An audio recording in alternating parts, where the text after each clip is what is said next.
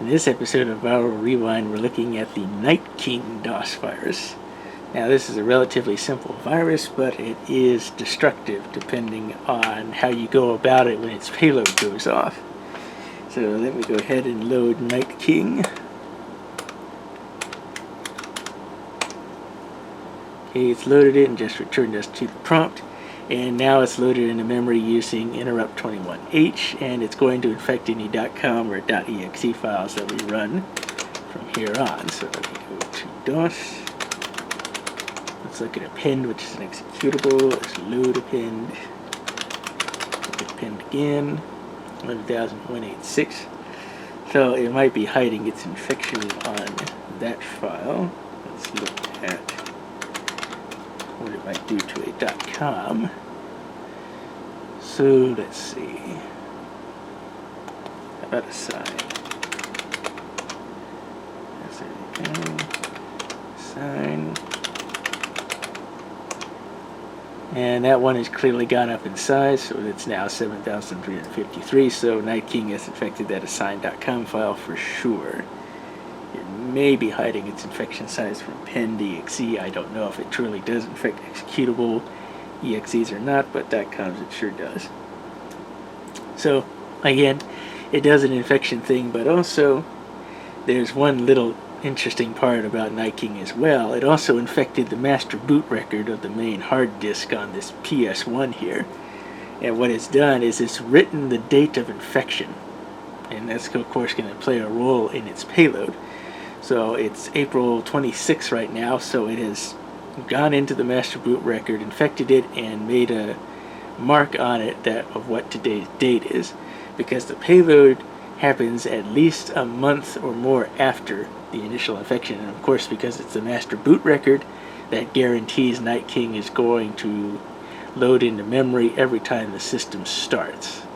Plus, being the master boot record, it's going to always be there regardless if you change the operating system or something like that without completely wiping the disk.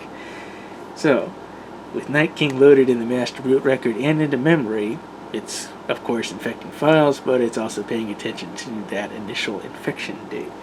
So we're going to, for the sake of things, advance this 2 months into the future instead of just one, to guarantee that our payload for NightKing in fact happens. So let's go to June 26th. And then let's try to load up one of those infected files like assign that we just infected. And we get this box on our screen here. It says, "Hello dear friend, your computer is attacking," probably should be attacked, "by NightKing 1 virus. If you like your data very much, don't reset your computer before midnight." And then we get a 24-hour clock on the computer. So it is in fact 9:47 right now, and I doubt myself or you watching are going to want to stick around for about another 2 hours, 15 minutes plus or so to get to midnight to see what happens. So what NightKing has done at this point is it's taken the file allocation table, the FAT table of the main hard disk drive C, loaded it into memory, and then corrupted the original FAT that's on the disk right now. So what would happen is if we restart the computer, well, the computer ends up keeping the corrupted FAT on the hard disk, while the good FAT that's been loaded into memory by NightKing, of course, just goes away, and then of course we lose all our data on the hard disk. If you do happen to wait till midnight, then it will take the good FAT table out of memory and rewrite it back to the hard disk. Problem is, of course, you're still going to have NightKing and the master boot record and stuff like that in whatever infected files you have. So since we're not going to be that patient to wait that long for midnight, we're just going to restart the computer, see what happens.